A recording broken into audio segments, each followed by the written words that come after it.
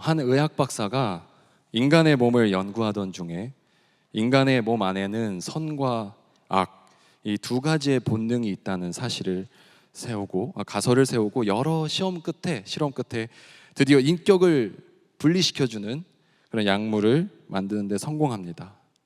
이 박사는 자신이 만들어낸 약물을 통해서 먼저 자기 자신에게 실험을 해봅니다. 자신의 내면에 존재하는 악한 인격을 자기 자신으로부터 분리를 해내서 그 인격 자체로 변신할 수 있게 되죠. 처음엔 신선하고 좋았습니다. 그래서 평상시에는 자신이 워낙 저명하고 또 의학 박사로서 지켜야 하는 그런 체면과 규칙들 때문에 평소에 못했던 것들, 또 답답하고 무료했던 그런 일상에서 벗어나 일탈을 마음껏 즐길 수 있었기 때문이었어요. 그런데 점차 이 박사는 더욱더 많은 약물을 만들어서 마시게 되고 더 많이 더 자주 악한 인격으로 변신해 갑니다. 시간이 지날수록 그 인격을 본인 스스로도 통제하기 어려움을 이제 깨닫게 되고, 그 과정에서 처음에는 소소한 경범죄 수준으로 했던 일탈들이 점점 과격해지고 심각해져서 결국 살인까지 저지르게 됩니다. 사태의 심각성을 느낀 이 박사가 더 이상의 변신은 내가 자제를 해야 되겠다 마음을 먹지만, 이미 지나친 약물 남용으로 인해서 내면은 선과 악의 균형이 깨져 있는 상태였어요. 내면의 악한 인격이 이미 너무나 강해져 버려서 오히려 이제는 원래 자신의 모습을 유지하기 위해서 오히려 약물을 먹어야 하는 그런 상황으로 역전까지 되어 버립니다.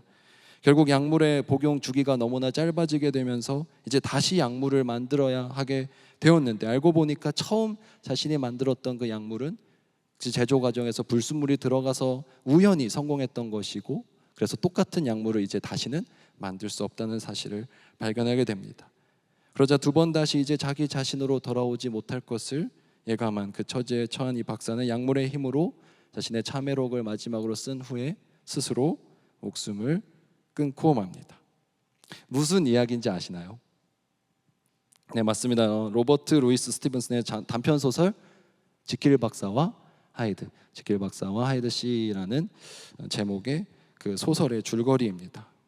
이 소설은 인간의 본성 속에 잠재하고 있는 그 선과 악의 이중성을 분열되어 파멸해가는 그 인간의 과정을 통해서 보여주는 그 미스터리 소설로서 이후에 이중인격이라는 소재를 다루는 많은 작품들의 모티브가 되기도 하고 또 영감을 주기도 합니다. 그런데 이 스티븐슨의 소설 지킬 박사와 하이드가 있기 전에 훨씬 더 이전에 이 성경에도 자기 자신의 내면의 그런 죄성과 그런 이중적인 모습 때문에 고민하고 매우 어려워했던 그런 내적 갈등에 대한 언급이 등장을 해요. 로마서 7장 말씀을 보면 다음과 같습니다. 로마서 7장에 내 속사람으로는 하나님의 법을 즐거워하되 내 지체 속에서 한 다른 법이 내 마음의 법과 싸워 내 지체 속에 있는 죄의 법으로 나를 사로잡는 것을 보는도다. 오호라 나는 곤고한 사람이로다. 이 사망의 몸에서 누가 나를 건져내랴. 바울의 고백이죠. 사랑하는 엑소브리지 여러분, 이처럼 우리 안에는 늘 선한 마음과 그리고 악한 마음으로 이로 인한 그 이중성으로 인한 문제가 늘 존재하고 있습니다. 사실 우리의 눈과 입술은 선한 것을 바라보려고 하고 선한 것을 또 외치지만 늘 실상 우리의 손과 발은 항상 죄를 짓는 데 빠르고 또 우리의 발은 이 악한 길로 걸어가고 있는 경우가 많지 않던가요? 그래서 우리 안에 존재하는 이런 이중성으로 인해서, 그런 차이로 인해서 내가 아는 것과 내가 행하는 것에 다른 내 스스로의 그 모습에서 느껴지는 그 괴리감, 그것으로 인해서 우리는 스스로를 정죄하기도 하고 또 스스로에게 실망하기도 했다가 이에 대해서 화를 내기도 하고 아예 포기해버리기도 합니다. 많은 신앙인들이 겪고 있는 그런 문제들이라고 저는 생각을 해요. 저와 여러분이 살아가면서 겪고 있는 가장 큰 문제들 중에 하나이지 않을까요? 왜 나는 아직도 죄의 문제를 떨쳐내버리지 못하는가? 나는 선한 지향성을 갖고 살아가는 데 있음에도 불구하고 왜 여전히 죄를 지으면서 악한 모습으로 살아가고 있는가?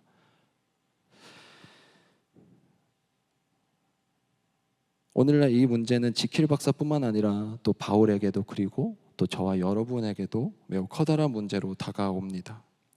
그런데 사랑하는 여러분, 바울은 오늘 우리가 함께 읽은 이 본문 고린도후서 6장 말씀에서 이 14절에서 표면적으로는 다소 조금 이분법적이고 조금 배제하는 태도의 언급을 하고 있는데요, 바로 불신자들과는 멍에를 함께 지지 마라 라는 언급입니다. 고린도후서 6장 14절 말씀이죠. 믿지 않는 사람들과 멍에를 함께 매지 마십시오. 정의와 불의가 어떻게 짝하며 빛과 어둠이 어떻게 사귈 수 있겠습니까? 라고 물어보고 있습니다. 자, 여러분, 우리는 이것을 어떻게 해석해야 할까요? 단순히 불신자와는, 믿지 않는 사람과는 관계를 지향해라, 하지 마라, 그들과 협력하지 말고 상종도 하지 말라는 그런 어떤 단순히 격리하고 분리해야 하는 그런 말씀으로 해석해야 할까요? 사실 여기서 멍에를 함께 매지 말라는 구절을 통해서 바울이 상기시키고 있는 구절들은 소와 나귀를 같이 멍에를 매게 하지 말라라는 그런 신명기 22장 10절의 말씀과 신명기 22장 10절 말씀 보면 너는 소와 나귀를 결의하여 갈지 말며 양털과 배실로 섞어 짠 것을 입지 말지니라, 함께 멍에를 지게 하지 말라는 부분이 나옵니다. 그리고 레위기 19장 19절 말씀을 보면 너희는 내 규례를 지킬지어다 내 가축을 다른 종류와 교미시키지 말며 내 밭에 두 종자를 섞어 뿌리지 말며 두 재료로 직조한 옷을 입지 말지며, 이렇게 혼합하고 섞이는 것에 대해서 금지하고 있는 구절들을 상기시켜요. 그런데 이 명령들의 지금 상징적인 의미는 사실 다음과 같죠. 먼저 소와 나귀는 그 동물이 종류가 중요한 것이 아니라 서로 다른 종류의 짐승이라는 것에 포인트가 있습니다. 힘도 다르고 보폭도 다르고 짐승의 성향도 다르죠. 이 둘을 함께 묶어서 일을 시키면 제대로 일하지 못할 뿐만 아니라 그 함께 멍에를 지는 짐승들에게도 무리가 따르게 됩니다. 그러니까 이 명령은 사실 종이 다른 동물을 절대로 다르게 해서는 안 된다고 초점이 맞춰지는 게 아니라 불균형한 상태에서 억지로 일을 시키지 말라는, 즉 조화를 강조하고 있는 말씀이에요. 두 종자를 섞어서 뿌리지 말라는 말씀도 이것은 상징적으로 이스라엘 백성들이 주변의 이방 국가들과 섞이지 말고 그들의 식문화와 같은 문화와 배경을 서로 혼합되고 섞여서 지내는 것이 아니라 자신들만의 고유한 정체성을 지켜라, 그리고 제일 대표적으로 신앙이 되겠죠. 그 신앙을 지켜라라는 그 취지에서의 명령이라고 볼 수 있습니다. 결국 하나님께서 그 구별된, 하나님 앞에서 구별된 백성으로 살아가야 한다는 그 의미를 담고 있는 구절들이죠. 혼합이 가져오게 되는 그런 위험성에 대해서, 위험 요소에 대해서 강조하고 있는 본문들입니다. 그러니까 오늘날 우리는 이 구약에서 사실 제시하고 있는 율법대로 살고 있지는 않죠. 우리는 뭐 이런 말씀 그대로, 글자 그대로 살고 있지는 않지만 그 안에 내포하고 있는 본질적인 의미는 우리가 잘 계승을 해서 이어가야 한다고 저는 생각을 합니다. 사랑하는 여러분, 오늘날 우리 삶 가운데 특별히 신앙적인 부분 안에 얼마나 많은 혼합주의와 편의주의가 들어와 있는지 몰라요. 우리의 본질과 진리를 그것으로 위협하고 있습니다. 이 정도는 괜찮지 않아요? 이 정도는 괜찮을 거야. 또는 다들 이렇게 살아가 라고 스스로를 합리화하기도 하고 다른 사람을 속이기도 하면서 우리가 살아가고 있습니다. 우리는 우리의 삶을 잘못된 길로 빠뜨릴 수 있는 그런 잠재적인 위험 요소들을 늘 사실 마음 한켠 가운데, 내 삶 한켠 가운데 그냥 내버려 두고 살아가는 경우들이 사실 많다는 것이죠. 그 외부에서의, 내면에서의 목소리가 들려옵니다. 뭘 굳이 그렇게 피곤하게 살아? 하나 정도는 괜찮잖아. 이 작은 부분 정도는 괜찮잖아. 이 정도는 너가 한번 참고 눈 감고 넘어가면 모두가 편하지 않니? 왜 불편하게 상황을 그렇게 만들어? 라고 그런 목소리가 들려옵니다. 우리의 마음을 어렵게 하는 이야기들이 우리 귀에, 우리 마음에 자주 들려오죠.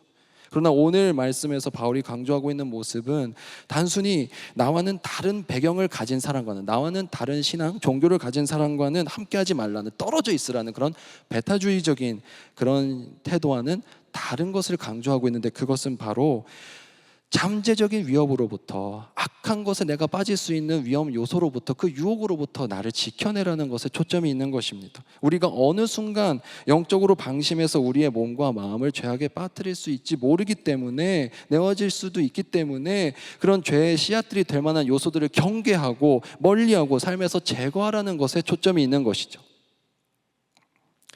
여기서 다른 사람을 받아들이거나 포함시키지 않고 제외시켜버리는 그런 배타주의적인 배제하는 태도하고 그리스도인이 거룩으로서 구별되고자 하는 태도는 겉으로 언뜻 보면은 표면적으로는 비슷해 보여요. 같이 하지 않으려고 하고 좀 거리를 두려고 하고, 그렇지만 본질적으로는 완전히 다른 삶의 모습이라고 저는 생각을 합니다. 왜냐하면 무엇이 다르냐고요? 그것은 바로 초점에 어마어마한 차이가 있기 때문이에요. 여러분, 배타적인 태도란 꼭 무엇이 들어가나요? 타자가 들어갑니다. 타인이 들어가요. 타인을 배제하는 거니까. 내가 아닌 타인의 초점이 맞춰져 있어요. 그 다른 사람이 나에 비해서 무엇이 부족한지, 그 다른 사람이 나와 비교해서 무엇이 다른지, 그 다른 사람에 대해서 무엇이 잘못되어 있는지, 저건 틀린 거야, 저건 나보다 못해, 저건 나랑 달라. 그래서 구분짓고자 하는 태도가 배타주의적인 시선이죠. 배타주의적인 태도죠. 무엇이 나와는 다르고 무엇이 나에 대해서 부족한지 집중해서 급을 나누는 것에 정말 말 그대로 급급하다면, 그런 태도는 거룩으로 인해서 죄 가운데서 나를 구별해내고자 하는 태도는 초점은 나 자신에게 있는 겸손한 태도입니다. 이것이 엄연히 달라요. 지금 내가 이 회사 사무실에서 믿지 않는 사람들하고 같이 지내면서 살아가죠. 근데 그 속에서도 내가 무엇을 해야 하는지, 나 자신에게 나는 하나님 앞에 바로 서 있는가, 나는 말씀대로 살고자 노력하고 있는가, 그것이 집중하는 게 이 악한 것으로부터 나를 구별해내는 태도지, 여기가 뭐가 잘못되어 있고 이게 뭐가 악하고 얘는 나랑은 다르고 신앙적으로 대화도 안 통하고 하는 태도는, 그것은 거룩으로 나를 구별짓는 것이 아니라 그들을 배제하고 배타적인 것으로 바라보는 태도일 뿐이죠. 이것은 엄연히 엄청난 태도의 그 초점의 차이가 있습니다. 오늘 바울이 강조하는 것은 저 사람이 나랑 무엇이 다른지, 쟤는 나랑 신앙이 다르니까, 쟤는 나랑 출석하는 교회가 다르니까 상종하지 말아야지, 어울리지 말아야지 차원이 아니라, 나를 잘 지켜내고자 하는가, 내가 그것에 물들어서 실수를 하거나 죄를 짓고자 하는 위험 요소들에 나를 얼마나 경계하고 있는가, 조심하고 있는가, 그 태도에 집중하라는 것입니다. 사랑하는 여러분, 내가 이 회사 사무실에서 믿지 않는 사람들 속에서도 무엇을 해야 하는지, 어떻게 살아가는 것이 그리스도인다운 직장인인지, 캠퍼스에서 내가 하나님을 믿지 않고 심지어 증오하는 친구들과의 관계 속에서도 내가 어떻게 하면 크리스천 캠퍼스 그 학생으로 살아갈 수 있는지, 내가 어떠한 입장을 취하고 어떠한 언행을 해야 하는지에 대해서 보다 명확하고 하나님의 뜻이 무엇인지를 분명히 깨닫게 해주는 것은 다른 사람들을 바라보면서 정죄하고 차이를 찾아나갈 때가 아니라 내 자신을 하나님 앞에 비춰볼 때만이 가능하다는 것을 우리가 기억하셨으면 좋겠습니다. 당장 이 말씀이 우리에게 착각을 가져오게 쉽게 만들어요. 단순히 믿지 않는 사람들과 어울리지 말아야 하나? 나는 기독교인들과만 지내야 하나? 그런 차원이 아닙니다. 이것은 얼마나 나를 그 악과 경계하는 태도로 나 자신을 돌아보고 있는가를 다시 한번 집중하라는 것이죠. 이 완벽한 타인이라는 영화가 있어요. 2018년에 개봉한 완벽한 타인이라는 영화가 있습니다. 혹시 보신 분들 계신가요? 원래는 파울로 제노베네 감독의 그 퍼펙트 스트레인저라는 영화를 리메이크한 작품입니다. 근데 여러분이 잘 아는 이 영화에 유해진도 나오고 조진웅도 나오고 이서진도 나와요. 그런데 이 영화의 줄거리는 이렇습니다. 어릴 적 친하게 지냈던 그 남자아이들이 있어요. 근데 34년 정도 지나고 다 커가지고도 계속해서 친하게 지내고 있었나 봐요. 그래서 부부 동반으로도 서로 모일 수 있을 만큼 친한 관계입니다. 그래서 7명이 부부까지 같이 해서 7명이 총 한 집에 집들이 겸해서 모이게 돼요. 즐겁게 저녁 식사를 하던 와중에 핸드폰이나 요즘 사회적으로 개인정보 유출 이런 얘기들이 나오게 되면서 내용이 어디로 흘러가게 되냐면, 그것이 이슈로 떠오르게 되면서 극 중에 예진이라는 김지수가 연기를 했는데, 그 사람이 한 가지 게임을 제시를 합니다. 무슨 게임인지 아세요? 핸드폰을 다 놓고 이제부터 이 게임은 핸드폰으로부터 오는 모든 통화와 문자와 이메일까지 모든 내용을 다 한번 공유를 해보자. 비밀 없이. 여러분들이라면 그런 게임 하실 수 있으실까요? 셀 안에서. 셀이나 부서에서 이런 거 안 하셨으면 좋겠습니다. 따라하지 않는 게 좋을 것 같은데 시험 들 것 같아요. 서로에게 이제 다 공유를 한번 해보자.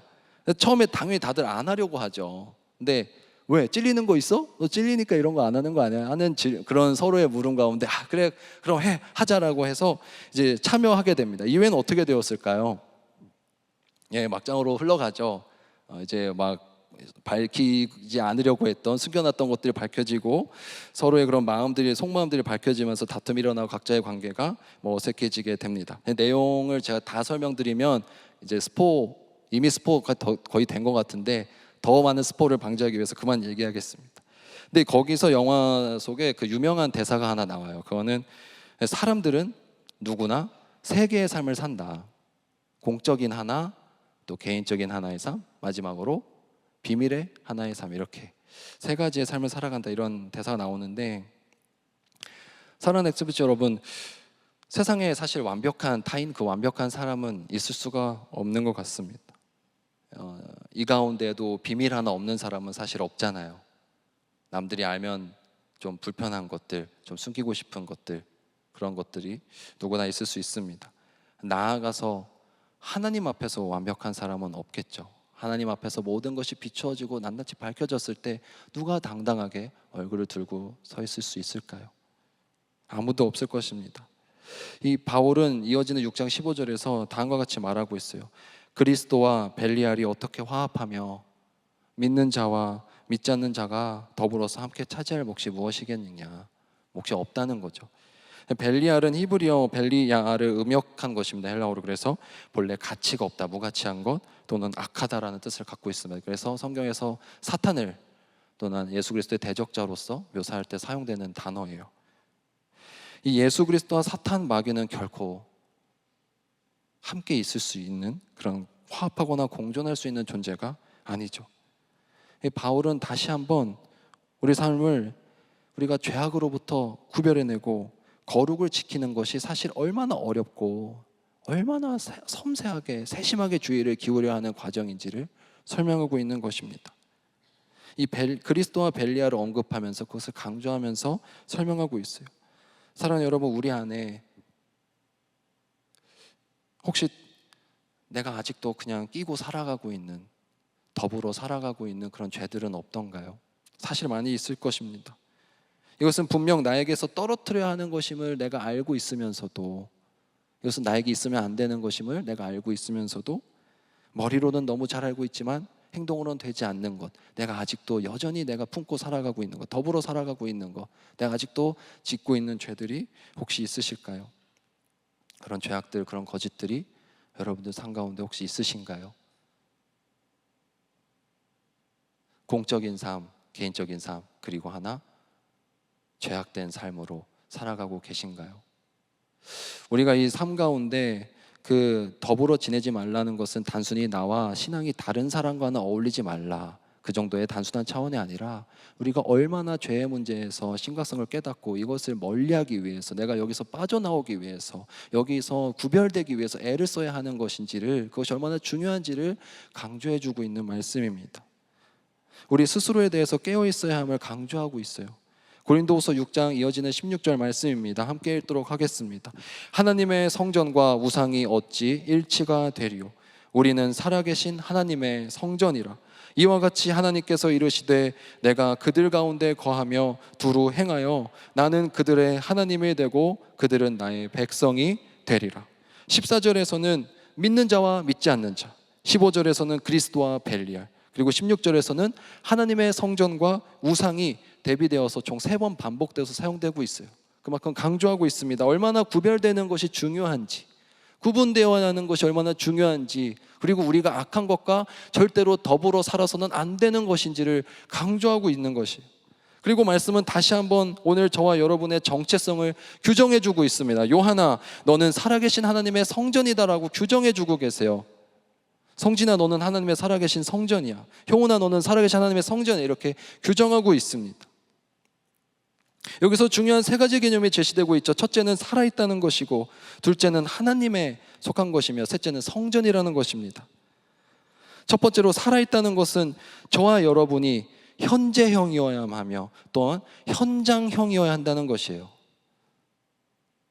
이전에 그랬었다도 아니고 앞으로 그럴 것이다도 아니고, 지금 바로 오늘 이 순간, 지금 예배를 드리고 있는 이 순간, 그리고 오늘 내가 아직도 놓고 있지 못했던 죄악들, 그리고 하나님 앞에 가져갈 수 없었던 것들, 내가 아직도 놓고 있지 못하는 죄악들, 그거 다 하나님 앞에 내려놓아야만 하는 것들을 지금 내어드렸는가, 그렇게 살아가고 있는가, 바로 지금 그것이 중요하다는 것이고, 두 번째는 하나님의 속한, 이 소유격은 속성을 의미하기도 하죠. 단순히 구별되는 것이 중요한 것이 아닌 우리가 하나님의 속성으로, 하나님에 의한 것으로 그렇게 살아가고 있는가, 세상에서 말하는 그런 양심적인 삶이 아닙니다. 우리 성도의 삶이라는 것은 좀 더 윤리적이고 좀 더 도덕적이고 하는 그런 차원이 아니에요. 저와 여러분은 하나님의 성전이지 도덕적인 성전, 윤리적인 성전, 삶의 규범적인 성전이 아닙니다. 우리는 하나님의 성전이 되어야 함을 또 기억해야 하는 것이죠. 마지막으로, 성전이라는 것은 거룩한 집이요, 거룩하다는 것은 구별되어 있다는 것입니다. 그것은 구별짓는 삶이 아니라 사실 우리의 추구해야 될 거룩은 구별되는 삶임을 우리가 기억했으면 좋겠습니다. 저와 여러분이 거룩해지기 위해서는 다른 사람을 우리와 구별짓는 것으로는 이루어질 수가 없어요. 우리가 오직 말씀으로, 기도로, 우리가 하나님의 은혜로 이 악한 세상 가운데서, 이 죄악 가운데서 우리가 건져내짐을 당해야 되는 것이죠. 우리가 구별되어져야만 하는 것이죠. 우리가 누구를 구별할 주제가 되나요?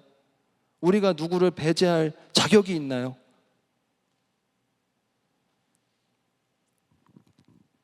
사랑하는 여러분, 타인에 대한 초점이 아니라, 계속해서 강조합니다. 지난주에도 타인에 대한 초점이 아니라 나를 바라보십시오.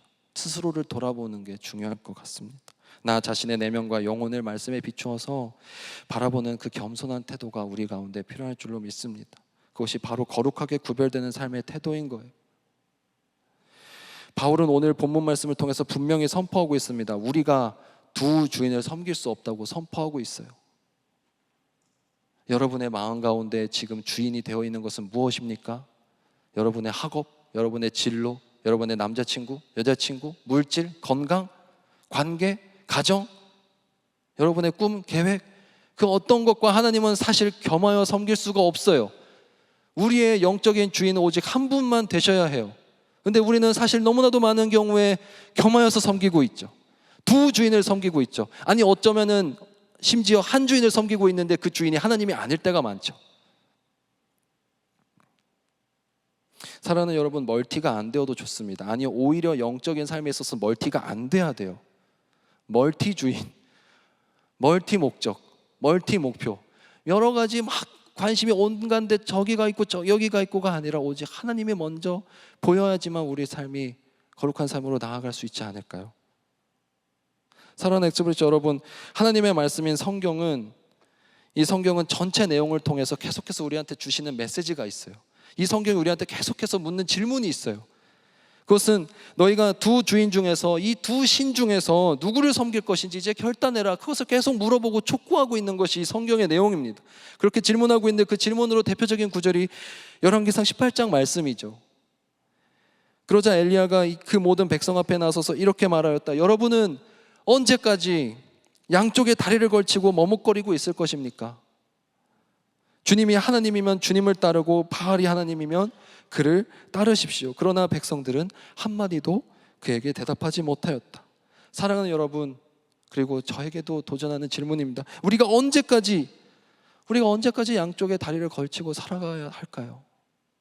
한쪽은 세상에, 한쪽은 주님께, 한쪽은 물질에, 한쪽은 주님께, 한쪽은 내 중요한 관계들에, 한쪽은 주님께, 한쪽은 내 학교에, 한쪽은 내 회사에 걸쳐놓고 다른 한쪽을 하나님께 걸치고 사는 삶, 그것은 주님께서 보시기에 거룩한 삶도 아니요 기뻐하시는 삶도 아닐 것입니다. 사랑하는 여러분, 부끄럽지만 저와 여러분에게는 아직도 하나님과 겸하여 섬기고 있는 수많은 것들이 있을 것입니다. 두 주인이 아니라 세 주인, 네 주인, 다섯 주인, 열 주인을 섬기고 있는 것이 사실 우리 삶의 실상이에요. 만약 그런 것이 있다면 그것이 내 욕심이든 물질이든 어떤 쾌락이든 의무이든 내 학교에서나 회사에서의 과제나 목표이든 또는 내 주변의 사람이나 관계이든 그 무엇이든 어서 거기에서 도망쳐 나올 수 있기를 축복합니다. 그 거짓된 주인들로부터 우리가 빠져나오십시다. 도망쳐 나오십시다. 오늘 말씀은 우리에게 이렇게 권면합니다. 고린도후서 6장 17절 말씀입니다. 그러므로 너희는 그들 중에서 나와서 따로 있고 부정한 것을 만지지 말라. 내가 너희를 영접하여. 바울은 그들 중에서, 즉 악한 그것들로부터 나와서 따로 있으라고 이렇게 말을 합니다. 나와서 따로 있으라고. 여기서 그들 가운데서 나오라는 말씀 우리가 잠깐 함께 묵상했으면 좋겠습니다. 그것이 의미하는 것은 무엇일까요? 나와서 아예 떠나 있으라는 것은 여러분의 삶의 자리에서 그것을 아예 제거해버리라는 것입니다. 시야에서 안 보이게 없애버리라는 의미입니다.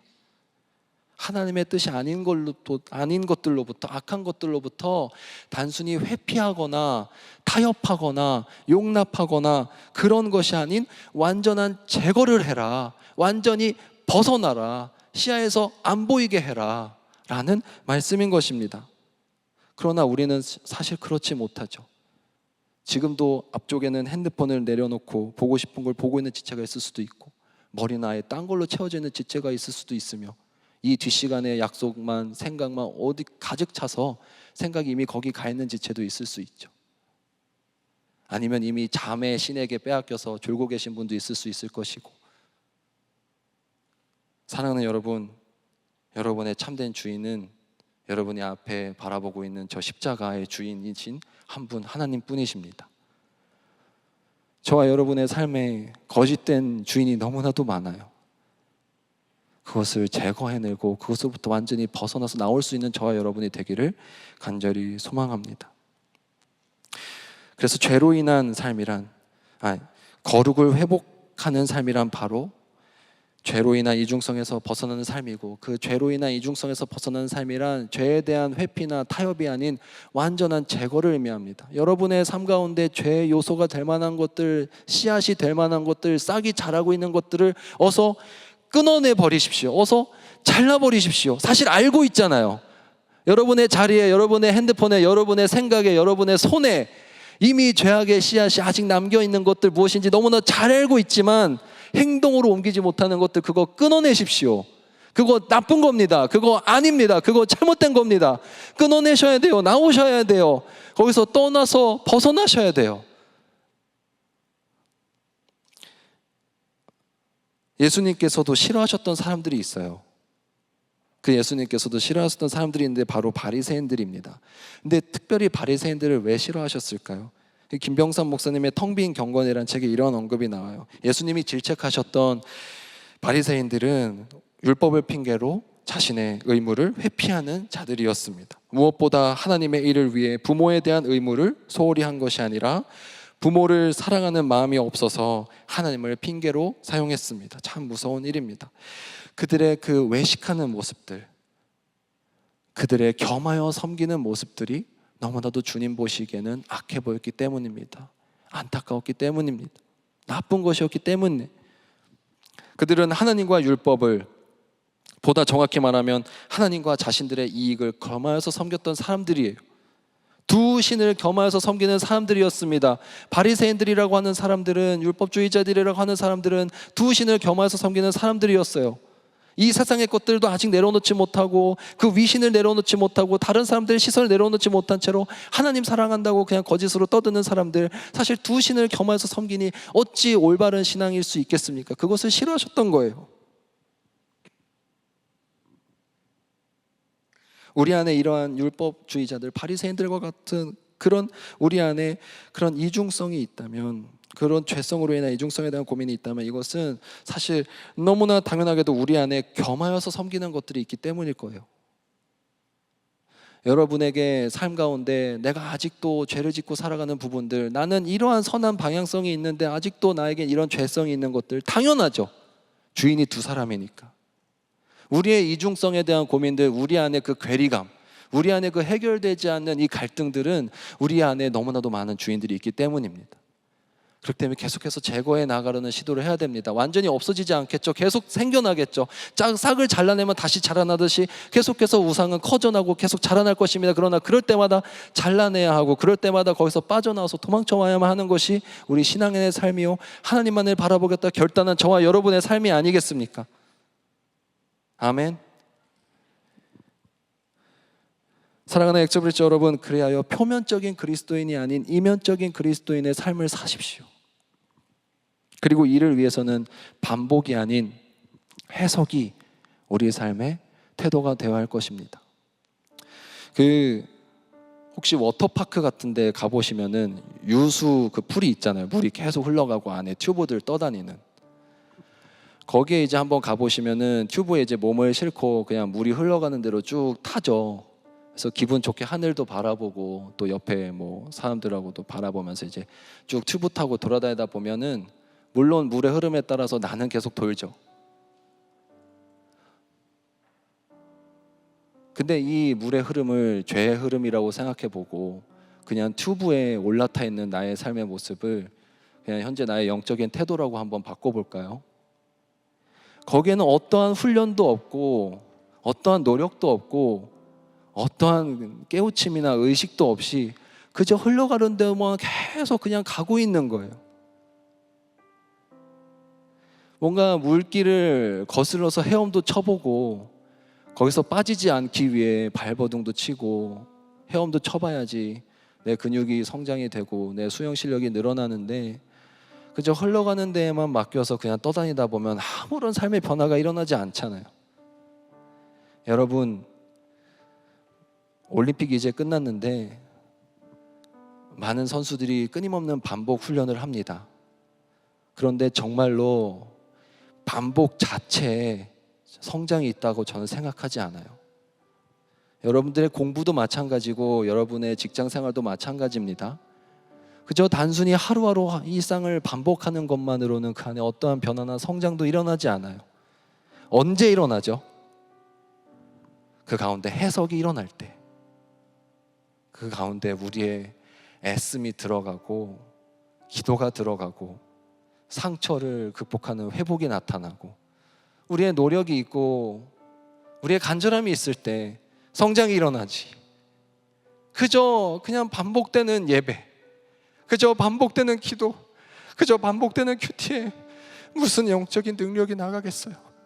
그건 그저 반복이에요.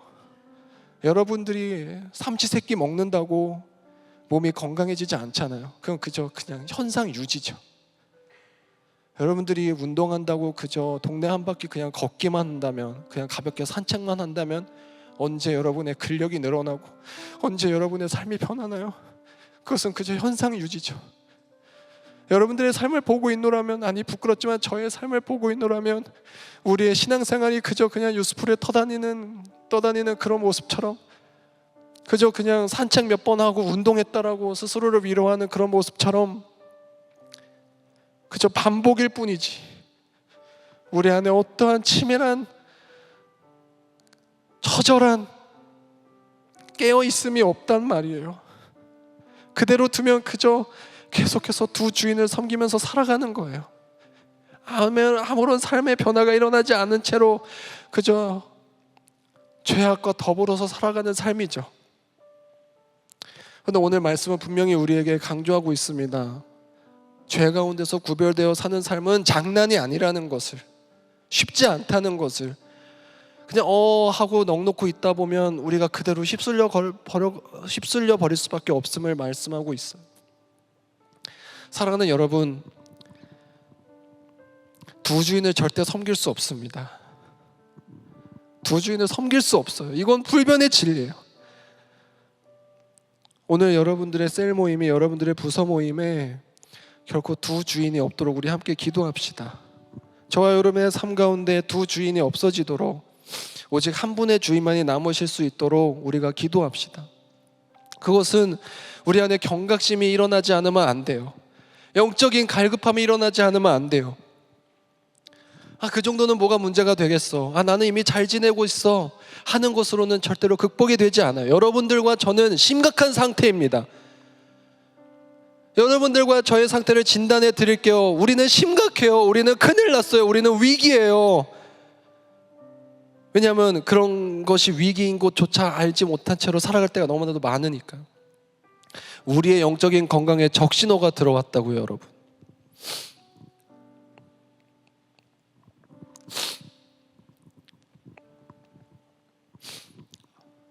저 여러분의 삶 가운데 죄 가운데에서 구분되어 나와서 하나님 한 분만을 섬기는 이번 한 주간이 되기를 간절히 소망하고 축복합니다. 함께 기도하시겠습니다. 사랑하는 하나님 아버지, 우리 삶 가운데는 늘 선함과 악함이 내 마음속에 요동치고 있습니다. 어떤 길로 나아가야 하는지, 어떠한 삶을 살아가야 하는지 분명히 머리로 알고 있음에도 불구하고 내 손은 죄를 짓고 내 입술은 악한 것을 말하며 내 발걸음은 주님과는 멀어지고 있음을 고백합니다. 주님, 내 안에 이 나타나는 이 이중성, 내 안에 생존하고 있는 이 너무나도 골짜기와도 같은 이 괴리감, 너무나도 고통스러워서 주님 앞에 가지고 나옵니다. 주님, 우리 가운데 찾아와 주셔서 우리의 온전한 유일한 한 분 주인이 되어 주시옵소서. 우리 삶의 주인이 되어 주시옵소서. 우리가 이 시간 기도하며 나아갈 때 두 주인을 섬기지 않겠노라 결단하려고 합니다. 주님, 우리 마음 가운데 찾아와 주셔서 우리가 아직도 다른 신을 섬기고 있는 그 다른 신을 내려놓지 못하게 만드는 불안, 걱정, 염려, 나의 욕심들 모두 내려놓게 해주셔서 이 시간 온전히 우리의 한 주인이신 한 분 하나님만을 바라보는 시간 되게 하여 주시옵소서. 모든 거 맡겨드리며 예수 그리스도 이름으로 기도드립니다. 아멘.